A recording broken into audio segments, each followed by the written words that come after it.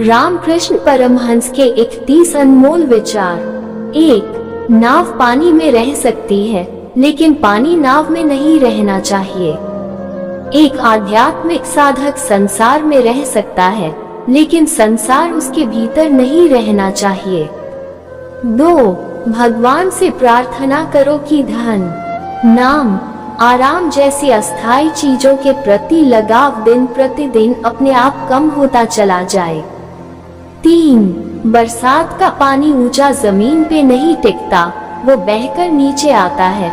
जो विनम्र और सच्चा है उस पर ईश्वर की दया बनी रहती है, परंतु अहंकारी और दंभी पर अधिक देर तक नहीं टिक पाती है। 4.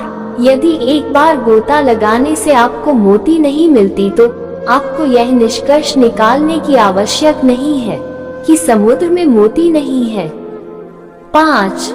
चीनी और बालू साथ मिल जाते हैं, लेकिन चींटी बालू का कण छोड़ देती है और चीनी के दाने बिन लेती है। इसी तरह एक संत बुरे लोगों से अच्छाइयों को ही ग्रहण करते हैं। 6. अहंकार के मर जाने पर सारे संकट समाप्त हो जाते हैं। 7. भगवान की कृपा से ये हवा हमेशा बह रही है।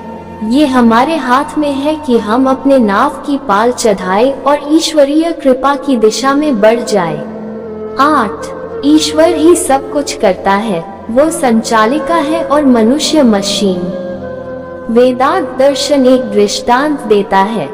इसी प्रकार मनुष्य का अभिमान कि वह करता है, अज्ञान से उत्पन्न होता है।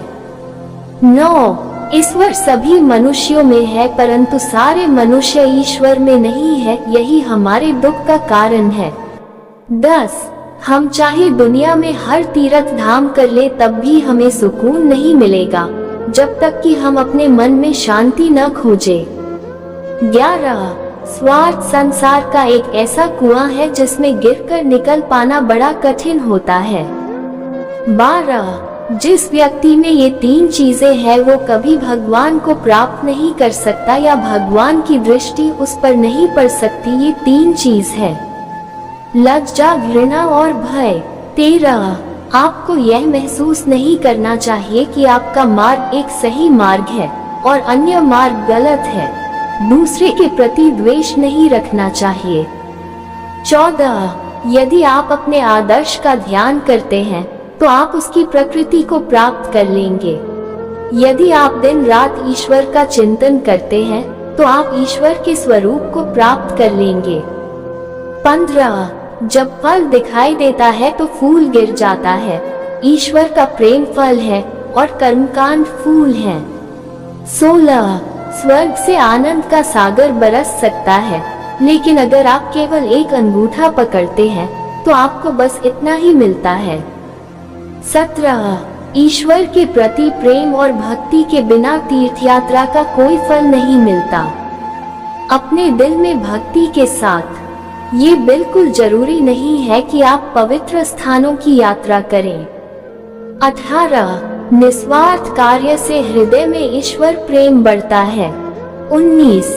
मानव जीवन के सर्वोच्च उद्देश्य और लक्ष्य प्रेम का विकास करना है।